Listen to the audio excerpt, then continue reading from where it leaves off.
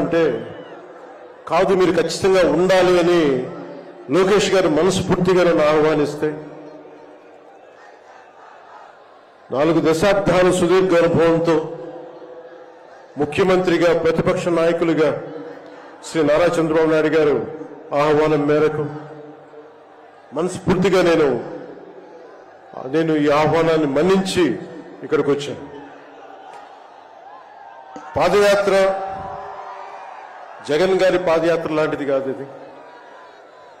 బొగ్గలు నిమిరే పాదయాత్ర కాదు ఇది. కష్టాలు తెలుసుకున్న పాదయాత్ర, మాటలతో ఉన్న పాదయాత్ర కాదు, చేతలతోటి చూపించే పాదయాత్ర. అలాంటి పాదయాత్రని చేసిన లోకేష్ గారికి మనస్ఫూర్తిగా నా ధన్యవాదాలు తెలుపుకుంటా ఉన్నాను. ఒకసారి నాకు పాదయాత్ర చేస్తున్నప్పుడు చాలా అసూయ ఉంటుంది. నేను నడుద్దామంటే నాకు నడవనిచ్చే పరిస్థితి ఉండదు. పాదయాత్ర వల్ల చాలా అనుభవాలు ఎదురవుతాయి. చాలా మందితో సాధక బాధలు తెలుసుకోవచ్చు, కష్ట సుఖాలు పంచుకోవచ్చు. అలాంటి అవకాశం నాకు లేనందుకు ఈరోజు నాకు చాలా బాధగా. అలాంటి నాకు రాని అవకాశాన్ని లోకేష్ గారు దిగ్విజయంగా చేయటం, పూర్తి చేయడం నాకు చాలా ఆనందంగా ఉంది. మన ఆంధ్రప్రదేశ్ స్ఫూర్తి భారతదేశానికి చాలా కీలకమైనది. ఈ రోజున భాషా ప్రయుక్త రాష్ట్రాలు ఏర్పడ్డాయి అంటే పుట్టి శ్రీరాములు గారి బలిదానం, త్యాగ ఫలితం. ఆయన స్ఫూర్తి వల్ల ఈ రోజున మనకి భాషా ప్రయుక్త రాష్ట్రాలు ఏర్పడ్డాయి. సో భారతదేశానికి మనం చాలా స్ఫూర్తినిచ్చిన నేల ఇది. అలాగే ఐఏఎస్లు, ఐపీఎస్లు ఉమ్మడి ఆంధ్రప్రదేశ్కి రావాలని ఉవ్విళ్ళూరేవారు. ఈ ఐఏఎస్ అకాడమీల్లో, నైనిటాల్లో ఉండే అకాడమీస్లో ప్రతి ఐఏఎస్ అధికారి చెప్పేది ఆంధ్రప్రదేశ్ ఒక మోడల్ స్టేట్, అది అక్కడికి వెళ్ళాలి. ఈ రోజున అలాంటి ఆంధ్రప్రదేశ్ ఎందుకు వెళ్ళకూడదో ఆ మోడల్ కింద అయిపోయింది ఈ జగన్ గారి నాయకత్వంలో. నేను చంద్రబాబు గారు జైల్లో అన్యాయంగా పెట్టినప్పుడు నాకు చాలా బాధ కలిగింది.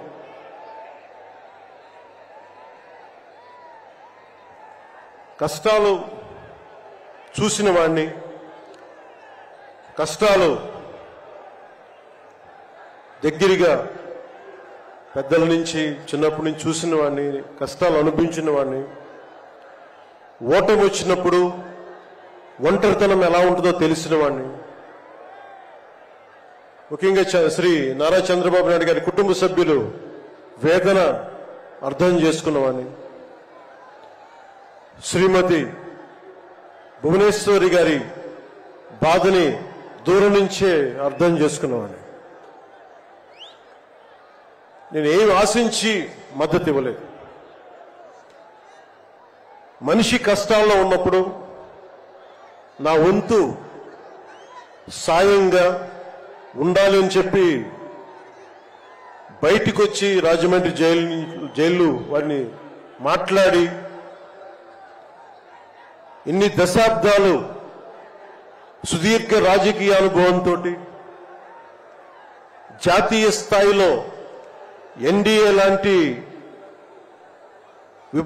దీనికి పక్షానికి చాలా కీలకమైన బాధ్యతలు వహించిన వ్యక్తి ఆయన్ని జైల్లోకి అన్యాయంగా పెట్టడం చాలా చాలా బాధ కలిగించింది.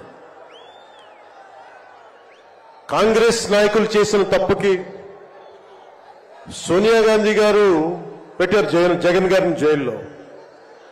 ఆ కక్ష చంద్రబాబు గారి మీద చూపించడం చాలా అవివేకం. ఇలాంటి పరిస్థితుల్లో రాష్ట్ర విభజన జరిగినప్పటి నుంచి 2014 నుంచి విభజన జరిగినప్పటి నుంచి ఈ రోజున హైదరాబాద్ రాజధాని ఆంధ్రప్రదేశ్కి తెలంగాణకి ఉమ్మడిగా అభివృద్ధి చేసిన రాజధాని. మనకి రాజధాని లేకుండా విభజన జరిగి సరైన పంపకాలు లేకుండా విభజన జరిగి ఇలాంటి కష్ట సమయంలో నేను ఆ రోజున తెలుగుదేశం పార్టీ భారతీయ జనతా పార్టీకి సంయుక్తంగా నేను పోటీని విరమించుకొని మరీ మద్దతు ఇచ్చాను. దానికి కారణం కూడా ఒక దశాబ్దం పాటు ఒక పార్టీని నడపాలి అంటే చాలా బలమైన అనుభవం ఉండాలి. కూర్చొని అనుభవంతో భవిష్యత్తులో పార్టీ చాలా అవసరం అని చెప్పి నేను ఒక దశాబ్ద కాలం పాటు ప్రత్యక్ష రాజకీయాల్లో ఉందాం అని ఆలోచించి ఆ రోజున తెలుగుదేశం పార్టీకి మద్దతు తెలిపాం. ప్రభుత్వం వచ్చింది ఆ రోజున. దురదృష్టవశాత్తు చిన్న అభిప్రాయ భేదాలు కావచ్చు, కమ్యూనికేషన్ గ్యాప్ వల్ల కావచ్చు 2019లో అది ముందుకు తీసుకెళ్ళలేకపోయాం. ఆ తీసుకెళ్లలేని లోటు, దాని తాలూకు రియాక్షన్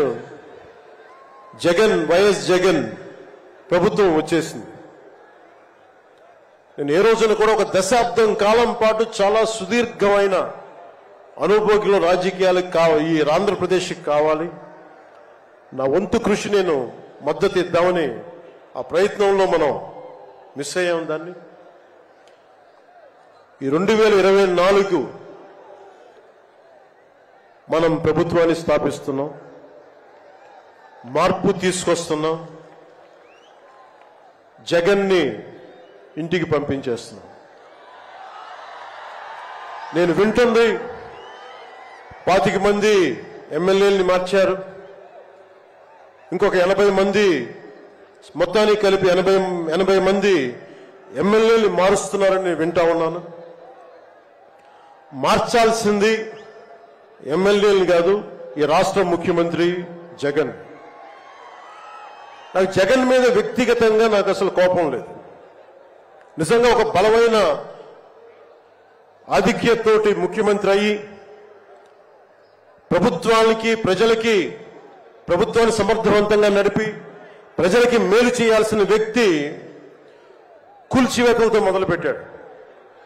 ప్రత్యర్థుల్ని ఇబ్బంది పెట్టే విధంగా, ప్రతి ఒక్కరిని ఎదురు తిరిగితే ఏంటని ప్రశ్నిస్తే వారిని కేసులు బనాయించి ఇబ్బంది పెట్టే పరిస్థితుల్లో ఈ ముఖ్యమంత్రి ఉంటే నేను ఇలాంటి ప్రభుత్వం ఉంటుందని నేను ఊహించలేదు. ఆయన స్వయంగా ప్రమాణ స్వీకారానికి నన్ను ఆహ్వానించినప్పుడు వారికి ఒకటే తెలియజేశాను, మీరు చాలా సమర్థవంతంగా పరిపాలించండి, ప్రజలకి మేలైన ప్రభుత్వం ఇవ్వండి, మేము ఒక పార్టీగా ప్రజల పక్షాన్ని వహించి సద్విమర్శ చేస్తాం అని అంటే చెప్పి ఆయనకి నా శుభాకాంక్షలు తెలియజేశాను. కానీ దురదృష్టవశాత్తు ఈ వ్యక్తికి కక్ష సాధింపు వ్యక్తి, ఎవరో ఒక మాట అనకూడదు, ప్రజాస్వామ్యం అనే ఒక పదానికి విలువ తెలియదు, ఏదైనా మాట్లాడితే దాడులు చేయించడం, చాలా నీచంగా తిట్టించడం, ఇన్ని దశాబ్దాల ఆంధ్రప్రదేశ్ రాజకీయ చరిత్రలో ఏ ఒక్క నాయకులు కూడా వైఎస్ రాజశేఖర రెడ్డి గారితో కలిపి కూడా ఏ ఒక్కరు కూడా ఇంటిలో బయటికి రాని ఆడపడుచుల్ని, తల్లుల్ని ఒక్క మాట లేదు. ఎవరు కూడా నాయకుల్ని తిట్టారు, విమర్శలు చేశారు, దిగజారుడిగా మాట్లాడి ఉండొచ్చేమో, కానీ ఇంటిలో బయటికి రాని ఆడపడుచుల్ని, ఇంటి పట్టునే ఉండి బయటికి రాని తల్లుల్ని చాలా నీచంగా విమర్శించే ఈ సంస్కృతి జగన్ నాయకత్వంలో ఈ వైసీపీ ప్రారంభించింది. ఎంతమంది కన్నీళ్లు పెట్టుకున్నారు, ఎంతమంది స్త్రీలు బాధపడ్డారు. ఒకటే అనిపిస్తుంది, ఈ వ్యక్తికి అడగాలనిపించినప్పుడు ఇంట్లో ఉన్న తల్లికి చెల్లికే విలువ ఇవ్వనేవాడు మన ఇంట్లో ఉన్న ఆడపడుచులకి ఏం గౌరవం ఇస్తాడు? ఇంట్లో తల్లికి చెల్లికి విలువ ఇవ్వనేవాడు 30,000 మంది ఆడపిల్లలు అదృశ్యం అయిపోతే ఏం పట్టించుకుంటాడు? మొన్న 22 ఒక సంవత్సరంలోనే ఎన్సీఆర్బీ డేటాలో దాదాపు 10,000 మంది ఆడపిల్లలు అదృశ్యం అయిపోయారు ఒక సంవత్సరంలోనే. నేను మాట్లాడుతున్నప్పుడు డేటాతోటే మాట్లాడతాను. 2.5 సంవత్సరాల క్రితం వైసీపీ వాలంటీర్ వ్యవస్థలోని కొంతమంది ఒంటరి మహిళల మీద, ఆడపడుచుల మీద డేటా సేకరిస్తున్నారు. దీని మీద మీరు మాట్లాడండి అని చెప్పి చాలా మంది పెద్ద స్థాయి వ్యక్తులు నాతో మాట్లాడినప్పుడు దాదాపు ఇన్ని వేల మంది 30,000 మంది పైచులకు ఆడవాళ్ళు అదృశ్యం అయిపోయారు, మీరు మాట్లాడండి అని చెప్పినప్పుడు నేను నమ్మలేదు. కానీ డేటా తెప్పించుకొని చూస్తే నేను గలవెత్తినప్పుడు వైసీపీ వాలంటీర్ వ్యవస్థ మీద ఆ రోజున ప్రత్యేకించి చెప్పాను. యువతకి ఉద్యోగాలు వస్తే చాలా ఆనందించేవాడిని. కానీ కొద్దిమంది వాలంటీర్స్ చేసే ఈ విధానాల వల్ల ఒంటరి మహిళలు, ఒంటరి ఆడవాళ్లు, భర్త లేని వారు చాలా అన్యాయాలకు గురవుతూ ఉంటే అన్నింటికి తెగించి నేను ఎప్పుడు గొంతెత్తినా ఓట్లుని బేస్ చేసుకొని మాట్లాడను, మార్పుని బేస్ చేసుకొని మాట్లాడతాను, మార్పుని ఆధారం చేసుకొని మాట్లాడతాను. వారాహి యాత్రలో ఆ రోజు ప్రారంభిస్తే నా మీద విపరీతమైన దాడులు జరిగినాయి, విపరీతమైన విమర్శలు, కువిమర్శలు అన్నిటినీ భరించాం. చివరికి విశాఖపట్నంలో కూడా నేను ఎయిర్పోర్ట్ నుంచి మనకి పార్టీ కార్యక్రమాలకు వస్తూ ఉంటే పోలీసుల చేత నన్ను రానివ్వకుండా చేసి, ప్రజలు నమస్కారం చేస్తుంటే ప్రతి నమస్కారం చేయడానికి కూడా ఒక ఉన్నత స్థాయి అధికారి చాలా నీచంగా మాట్లాడి కూర్చోమని చెప్పే స్థాయికి వెళ్ళిపోయింది ప్రభుత్వం. పొరపాటున ఆయన పక్కనే స్టాండింగ్ ఇన్స్ట్రక్షన్స్ వస్తూ ఉన్నాయి అధికారికి. పొరపాటున ఆయనకి స్పీకర్ ఫోన్ నొక్కుకుపోయింది అధికారి మాట్లాడుతూ ఉంటాయి. మనందరికీ తెలిసిన మాట్లాడితే అన్ని శాఖలకి మంత్రి అయిన ఒక పెద్ద మనిషి ఆయన గొంతు వినిపిస్తా ఉంది. ముందుకు వెళ్ళనివ్వకండి, కూర్చోబెట్టండి, ఇవన్నీ మాట్లాడుతూ ఉన్నారు ఆయన. నాలాంటి వాడికే ఇలాంటి ఇబ్బందులు వస్తే సగటు మనిషికి ఎలా ఉంటుందో మీరు ఆలోచించండి. సుదీర్ఘమైన అనుభవం ఉన్న శ్రీ చంద్రబాబు గారికే ఇలాంటి పరిస్థితులు వచ్చినప్పుడు సగటు మనిషికి ఎలా ఉంటుంది?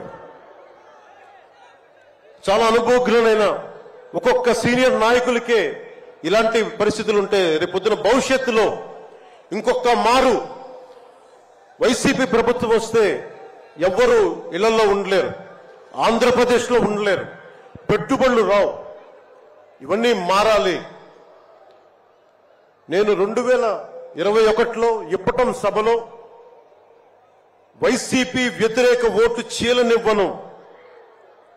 దానికి నాకేదో అద్భుతాలు జరుగుతాయని కాదు, కానీ నిజంగా యువత భవిష్యత్తును దృష్టిలో పెట్టుకొని, మహిళల భద్రతను దృష్టిలో పెట్టుకొని, మనకి వ్యాపారస్తుల పెట్టుబడులను దృష్టిలో పెట్టుకొని, సంక్షేమాన్ని దృష్టిలో పెట్టుకొని ఈ వైసీపీ ప్రభుత్వం మారాలి. వైసీపీ వ్యతిరేక ఓటు అన్ని కలిపి ఏకతాటిపై ఒక ప్లాట్ఫామ్ పైన రావాలని చెప్పి ఆ రోజు నేను కన్నా కోరిక, నా ఆలోచన ఈ రోజున మన ఉత్తరాంధ్రలో యువగలంలో ఈ విధంగా కనిపిస్తున్నప్పుడు ఒకవైపు తెలుగుదేశం నాయకులు, ఇంకోవైపు జనసేన నాయకులు, దానికి మద్దతుగా మీరందరూ రావడం నాకు నిజంగా చాలా ఆనందం కలిగిస్తుంది. మనం ఈ రోజున ప్రారంభించిన యాత్ర, ఈ రోజున ప్రారంభిస్తున్న ఈ క్షణాలు ఆంధ్రప్రదేశ్ భవిష్యత్తుని నిర్దేశించే క్షణాలు ఇవి. ఆంధ్రప్రదేశ్ భవిష్యత్తుని మనకి చాలా బలంగా నిర్దేశించే క్షణాలు. ఈ రోజున నేను భారతీయ జనతా పార్టీ నరేంద్ర మోదీ గారి నాయకత్వంలోని భారతీయ జనతా పార్టీ అలయన్స్ లో ఉండి కూడా అందరూ అనుకుంటా ఉన్నారు, ఎలాగ మాట్లాడావు, మోసం చేశావు భారతీయ జనతా పార్టీ. చాలా మంది కొంతమంది మాట్లాడుతూ ఉంటే వైసీపీ నాయకులు, వారందరికీ నేను సభాముఖంగా తెలియజేస్తున్నాను, ఆంధ్రప్రదేశ్ పరిస్థితులు ప్రత్యేకంగా నేను జాతీయ స్థాయి నాయకులకు వివరించాను. వారికి వివరించి నాకు వేరే దారి లేదు. నాకు రోడ్డు మీద తిరుగుదామంటే కేసులు పెడతా ఉన్నారు, ప్రజాస్వామ్యబద్ధంగా గళం విప్పుదా ఉంటే కేసులు పెడతా ఉన్నారు, వ్యవస్థల్ని నిర్వీర్యం చేస్తా ఉన్నారు. ఒక చిన్నపాటి సినిమా టికెట్లకు కూడా కూర్చోబెట్టి మొత్తం చీఫ్ సెక్రటరీ దగ్గర నుంచి ఎంఆర్ఓల దాకా వాడి ప్రజా వ్యవస్థలను దుర్వినియోగం చేస్తా ఉన్నారు.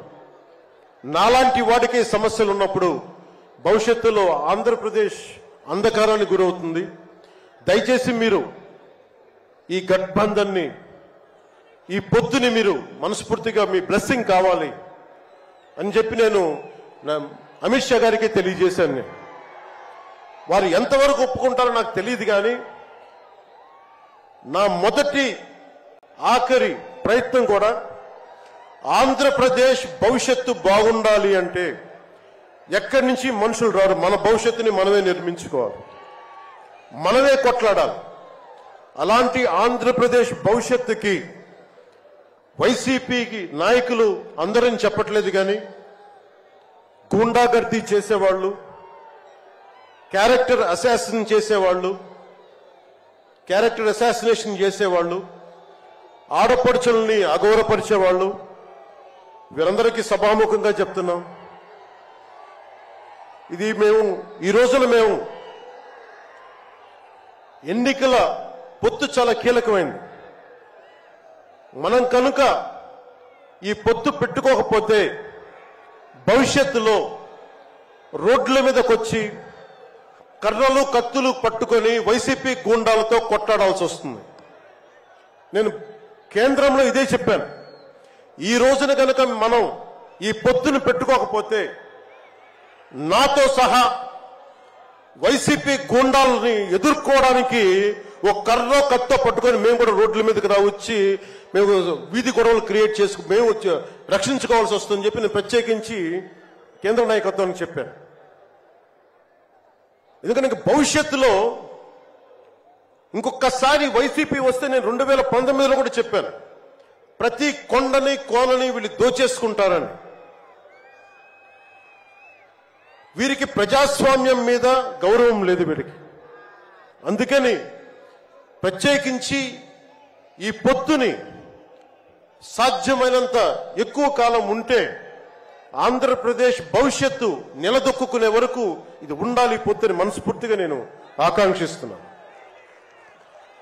నేను భవిష్యత్తు నేను కూర్చునేది రోడ్లు కానీ సోదరులు లోకేష్ గారు చెప్పారు, జనసేన ఆలోచన విధానంతో మేమందరం మాట్లాడుకున్నాం. భవిష్యత్తులో ఉమ్మడి మేనిఫెస్టో కూడా రిలీజ్ చేస్తాం.